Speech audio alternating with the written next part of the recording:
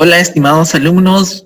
Hoy tenemos la siguiente parte del curso de actualización extracurricular de COVID-19. Soy el doctor Giancarlo Pérez Loazo, soy médico infectólogo del Hospital Guillermo Almenara Irigoyen, y el día de hoy vamos a tocar el tema de tratamiento de COVID-19 en parte 1. Vamos a recopilar algo de la síntesis de la evidencia disponible hasta la fecha.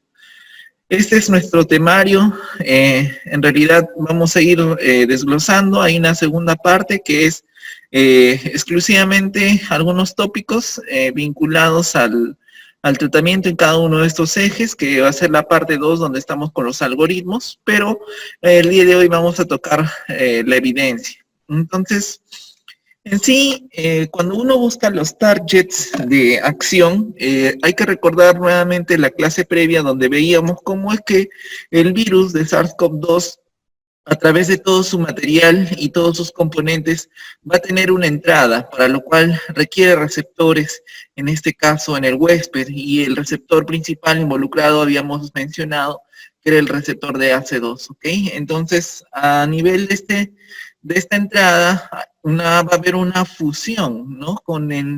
Y la endocitosis posterior. Cuando uno quiere tener actividad sobre este target, ¿no? Entonces vamos a prevenir a través de inhibidores justamente de la otra partícula que está involucrada, que es el TMPRSC2, ¿no? Entonces por ahí tenían el camostat mesilato, y por ejemplo el arbidol, que se utilizó bastante en China también, que tenía como target principal la proteína S y también la porción de AC2, ¿no? Entonces hay una interacción entre estas dos que media la entrada, y justamente es ahí donde se activan estas partículas que estamos mencionando. No tenemos disponibles estas acá, pero su actividad ha sido muy cuestionada hoy en día.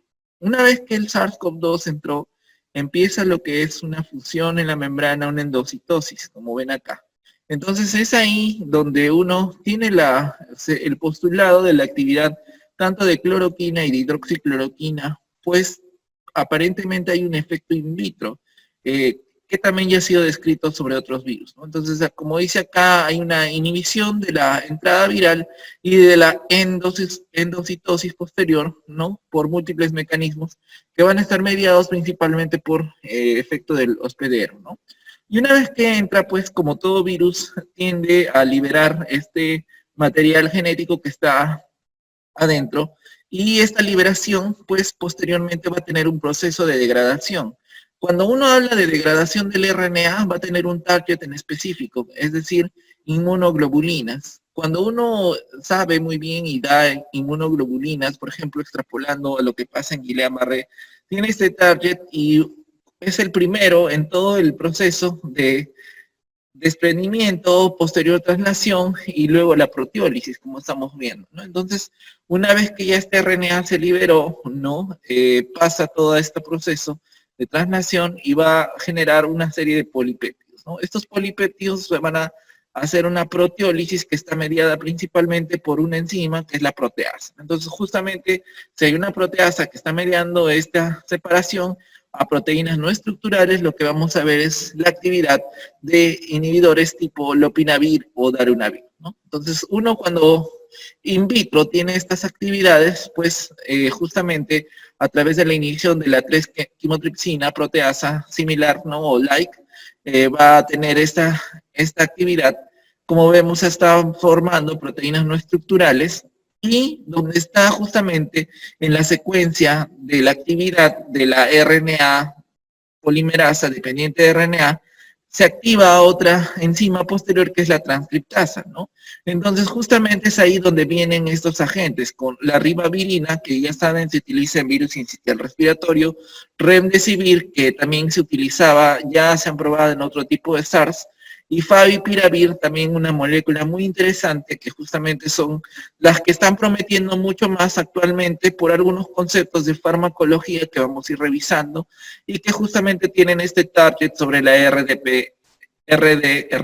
Entonces, esto es importante para que ustedes recuerden, ¿no? Y a través de este proceso, una vez que ya se liberaron, ya hizo todo su proceso de RNA, formación, y consiguientemente va a llegar nuevamente la síntesis de un material nuevo de RNA ya en la célula hospedera, va a incluirse la maduración y formación de vesículas, donde también se cree que hidroxicloroquina tiene alguna actividad. Entonces estamos viendo que la hidroxicloroquina tiene actividad al momento de inhibir la entrada viral y también en la maduración y vesículas. Recuerden ustedes la clase previa donde habíamos mencionado que el aparato de Golgi tenía mucho que ver con esta maduración final y teníamos posteriormente el ensamblado de esta nueva partícula de RNA, ¿no? Para su final exocitosis. Y es ahí donde hay una exocitosis en la liberación de viriones donde pueden tener actividad algunos otros medicamentos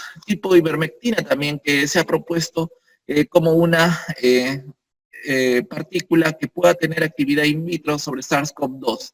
Cuando ya ha pasado el proceso de exocitosis, lo que vamos a ver finalmente es la actividad de los anticuerpos anti-RBD, exclusivamente sobre la proteína S.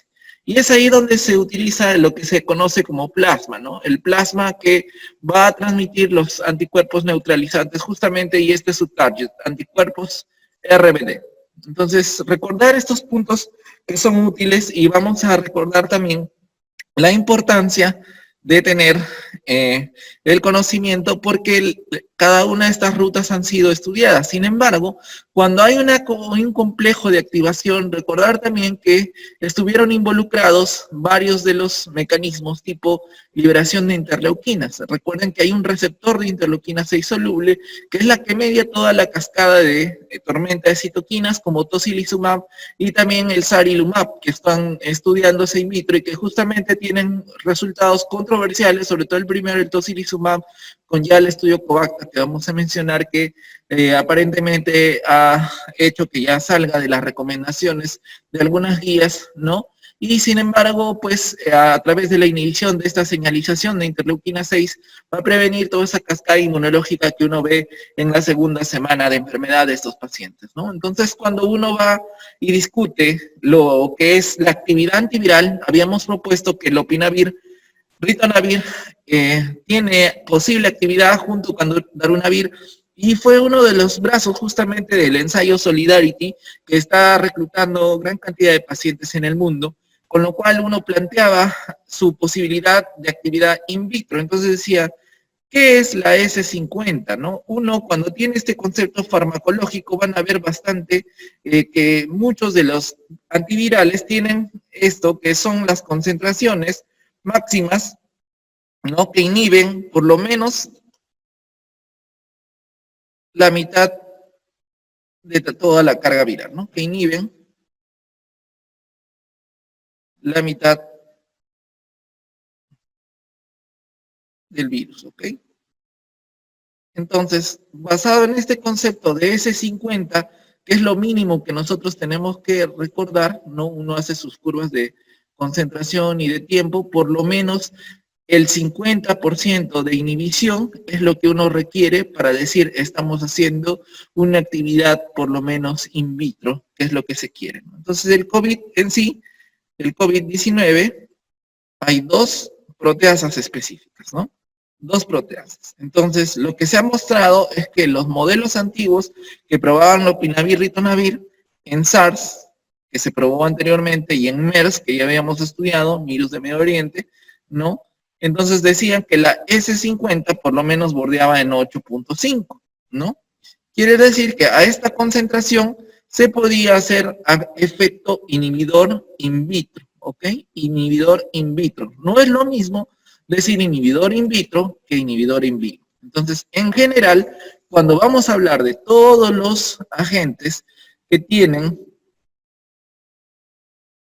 algún tipo de actividad sobre SARS-CoV-2, revisen siempre este concepto de S50, ¿no? Porque eso es básico desde el punto de vista in vitro. Correcto, doctor. Hay muchos estudios que me dicen que no necesariamente lo que pasa in vitro va a ser lo que se traduce in vivo, ¿no? Entonces, pero sin embargo, estas concentraciones, superarlas en administración en mayor número de dosis puede generar toxicidad. Así que tengan mucho cuidado cuando interpretan este tipo de estudios y sobre todo siempre revisen la S50. Entonces, ¿qué pasó con la S50 en los estudios que van en SARS-CoV-2. Miren ustedes que la S50 para plasma es de 26.6. ¿Qué quiere decir esto?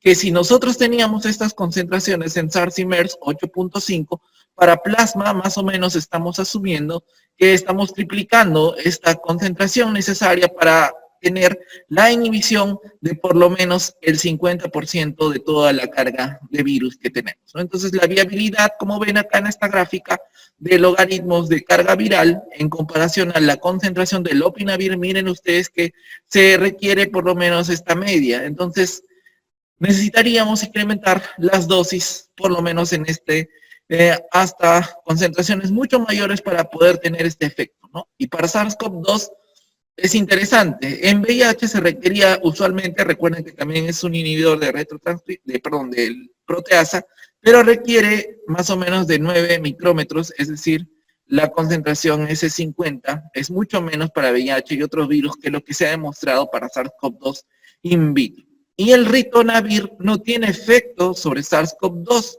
Casualmente, cuando hicieron estudios in vitro se demostró que no tenía. Entonces, ¿qué íbamos a ganar?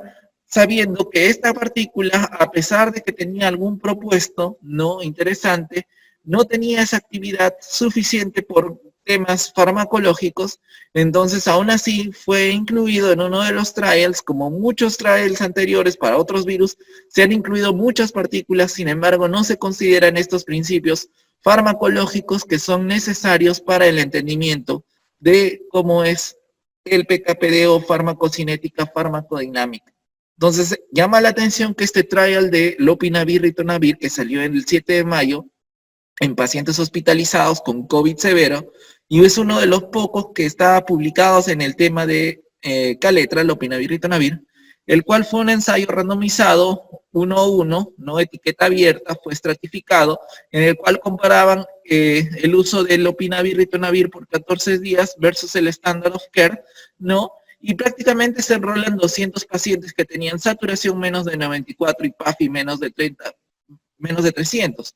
Y aproximadamente un 30% de pacientes ya estaban en soporte ventilatorio. El outcome primario de este estudio fue evaluar la mejoría clínica y en casi todos los estudios, como vamos a ver, incluso los patrocinados por OMS, vamos a recordar esto, que la mayor parte de estudios hace la medición de la mejoría clínica en base a escalas ordinales, es decir, si hay mejoría en 2 puntos o más en este tipo de escalas, y esto es lo que justamente trataba de enrolarse en este estudio, viendo la población por intención de tratamiento. Entonces, lo que vieron al final es que no hubo diferencias en este outcome primario entre 15 y 16 días comparado con el standard of care, ni tampoco en términos de mortalidad, ¿no? Entonces, lo que se vio, vienen acá, en la población por intención a tratar, que no hay diferencias, por lo menos, entre lopinavir y el control, ¿no? Lo que tampoco se evidenció claramente fue una diferencia entre las cargas virales que se tenían, ¿no? En los hisopados,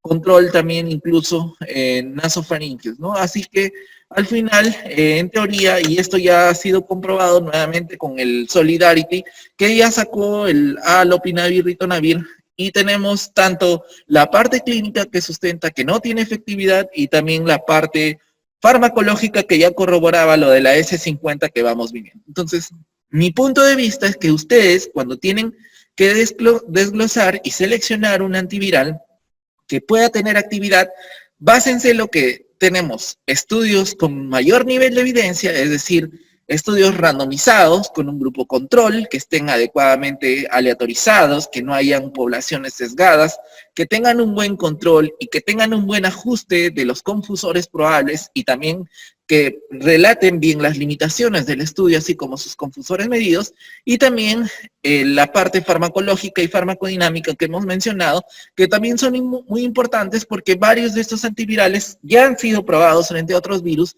y es curioso que la mayor parte de trials justamente diseñen estos nuevos estudios en base a medicamentos que ya probaron que tienen probable actividad variable por ese 50 frente a otros, ¿no?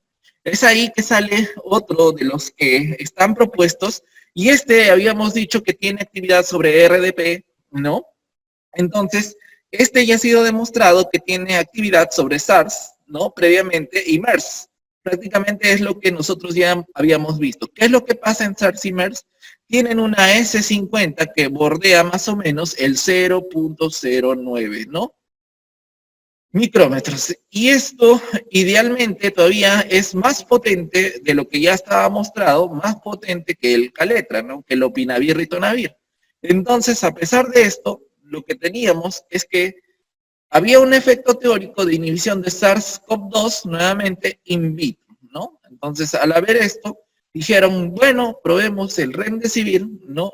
Pero, sin embargo, Solidarity es uno de los estudios que está justamente englobando en su brazo, ¿no? Lo que se llama el Remdesivir. Entonces, miren ustedes qué es lo que pasa, estos efectos que se están obteniendo acá, son variables. Hay dos estudios, uno, el de Wang, me parece que es el de China, donde tiene una S50 que bordea el 0.77, y el otro que es aparentemente 23.1 en plasma, que es el estudio de hecho y que es reciente también. Entonces, estos dos estudios dan concentraciones que pueden variar, ¿no? De acuerdo a la localización donde tenemos, y justamente darían mucho que ver con respecto a las dosis que también han sido cuestionadas en los trials que vamos a mencionar.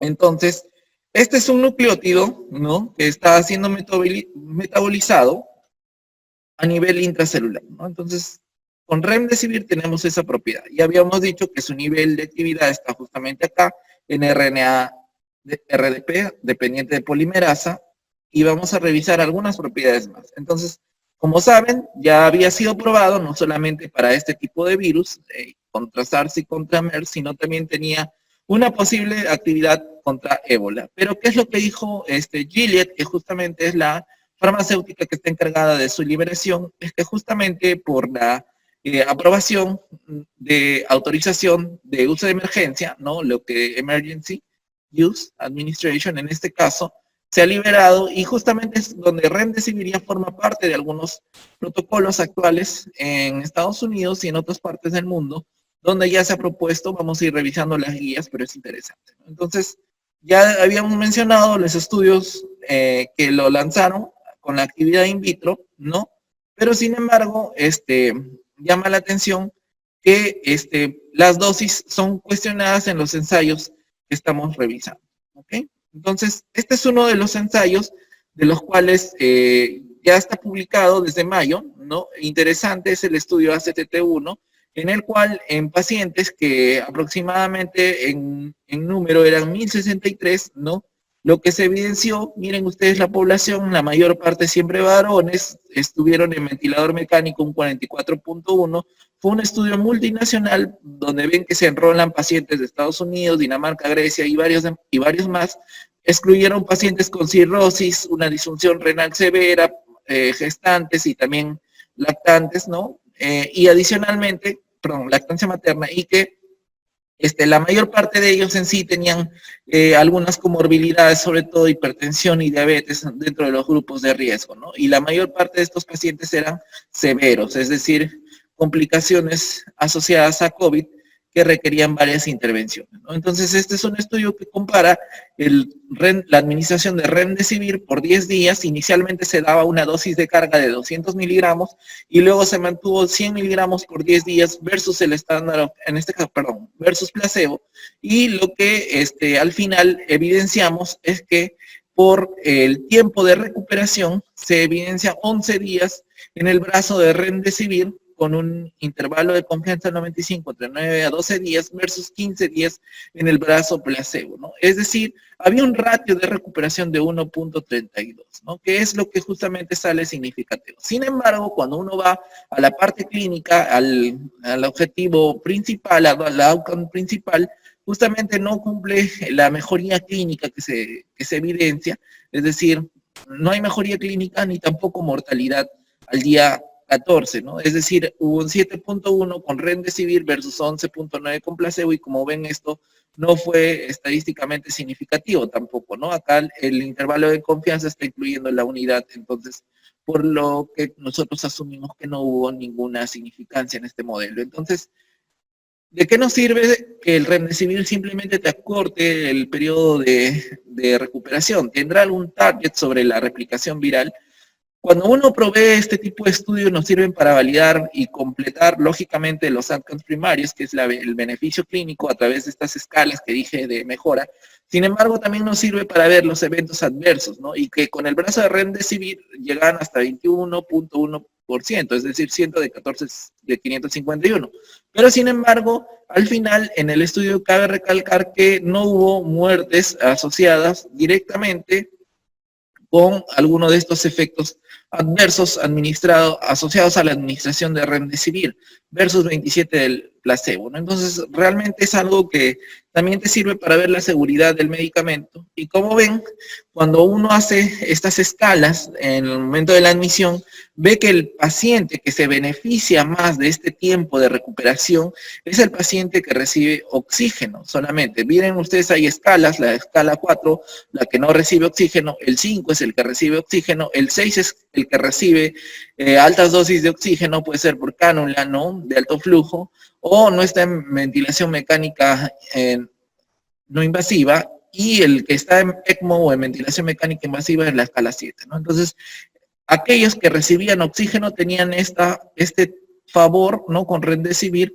en el brazo, justamente de acortar el ratio de recuperación, ¿no? Entonces 1.47, algo de significancia en comparación al placebo.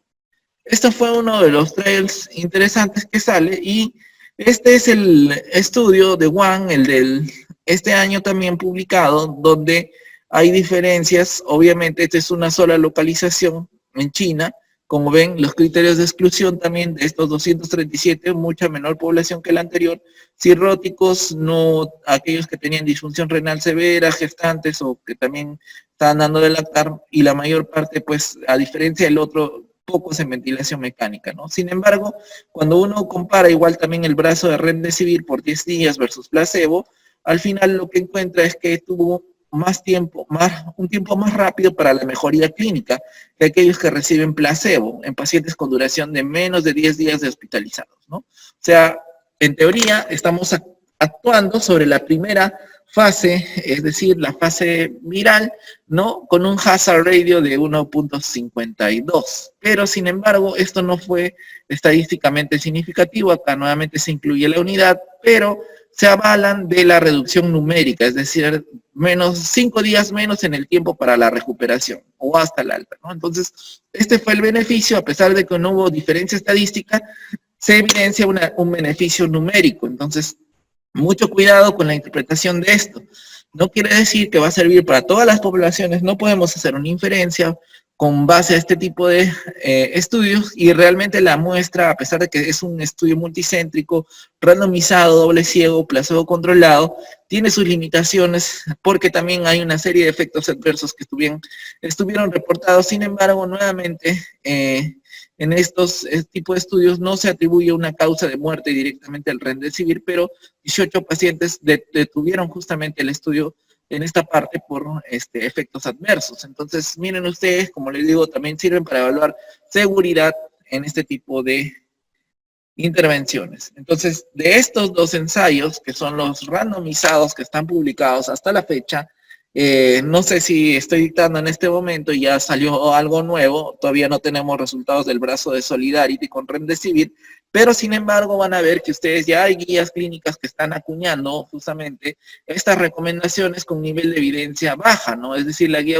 australiana, Up to Date, están con recomendación baja, y el NIH, ¿no?, ya lo recomienda, en este caso para escenarios donde sí es factible su uso en Estados Unidos, ¿no?, sobre todo para una serie de condiciones. Vimos que el primer estudio tenía más efectos sobre la población que tenía COVID severo. En este caso, va a aplicar alguno de los que tienen estos criterios: frecuencia respiratoria más de 30, distrés respiratorio, satura menos de 94, y requiere la admisión por cuidados intensivos. Entonces, ese paciente que está con candidato en el que estás haciendo prioridad 1, el que debe recibir ventilador mecánico, este paciente debería estar recibiendo Remdesivir por un curso de 10 días como tal. Entonces, cuando compara, ¿no?, el Standard of Care versus Remdesivir, en conclusión de los dos estudios, como ven ustedes acá, la calidad de la evidencia: 85 eventos menos para mortalidad,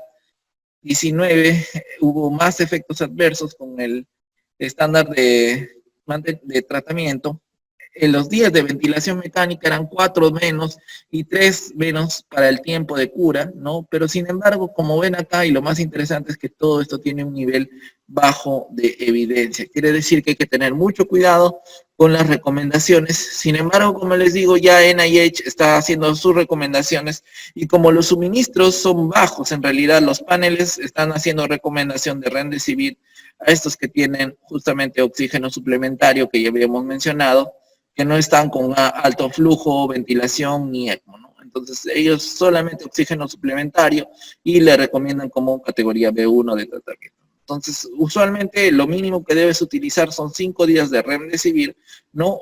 Hasta por lo menos, o hasta la alta hospitalaria, o lo que ocurra primero, ¿no? Hasta la alta hospitalaria, o lo que ocurra primero, ¿ok? Y entonces, estos pacientes que están críticos realmente y que ya están en ventilador, realmente no se puede hacer ni a favor ni en contra. Lo correcto es expresarse de esta manera cuando uno no tiene evidencia en contra tampoco, pero sin embargo puedes caer en justamente en algunas contradicciones y es justamente donde se agarran algunos médicos ahora para postular otras drogas que están en boga y que vamos a discutir más adelante, ¿no? Entonces, con Remdesivir, en el escenario específico de pacientes que ya están en ventilador, que ya están con ECMO, que ya están con BNI, hay que tener mucho cuidado porque el panel de NIH, por ejemplo, no está ni a favor ni en contra y podría utilizarse en estos casos bajo la supervisión adecuada, ¿no? Entonces,